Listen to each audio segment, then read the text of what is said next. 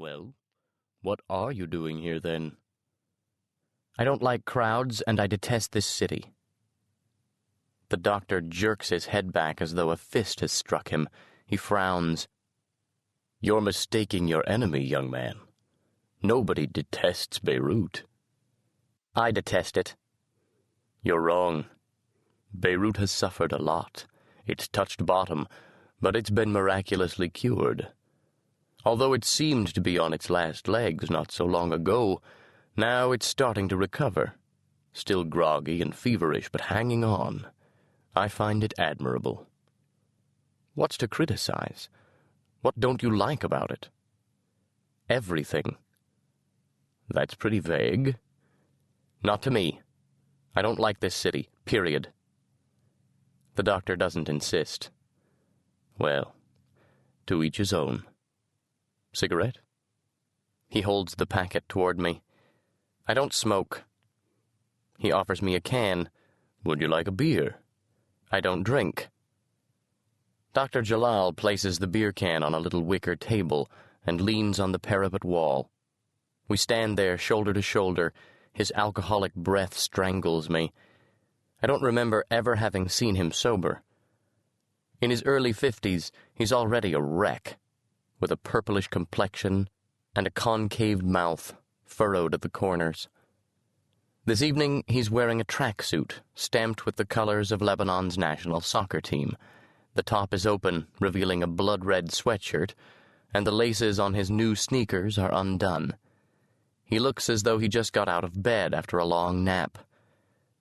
His movements are languid, and his eyes, usually lively and passionate, are barely visible through puffy lids. With a weary gesture, he pats his hair into place on the top of his skull, camouflaging his bald spot.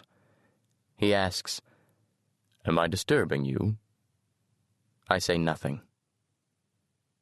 I was getting bored in my room. Nothing ever happens in this hotel. No banquets, no weddings. It's like an old folks' home. He raises the can of beer to his lips and takes a long pull. His prominent Adam's apple makes each swallow visible. I notice for the first time a nasty scar running all the way across his throat. My frown doesn't escape him. He stops drinking and wipes his mouth with the back of his hand. Then, nodding his head, he turns toward the hysterical lights of the boulevard below us.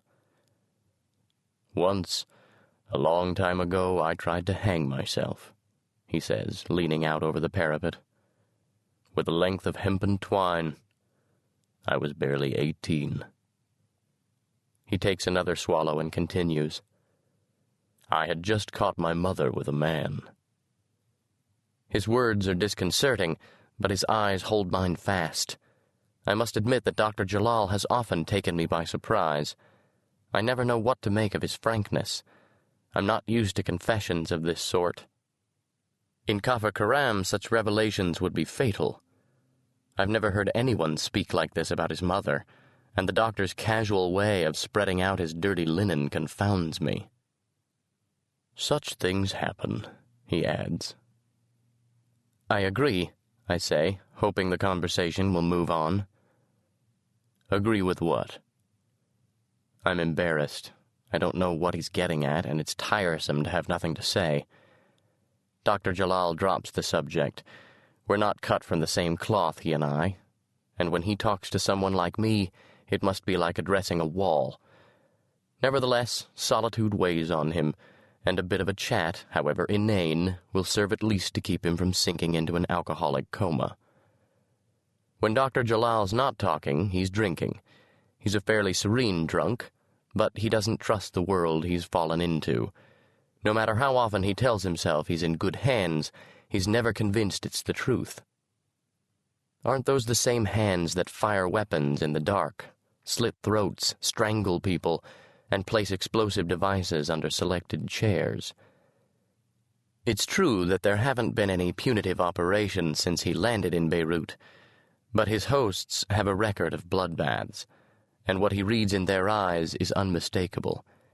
Their death on the march. One false step, one indiscretion, and he won't even have time to understand what's happening to him. 2 weeks ago, Imad, a young fellow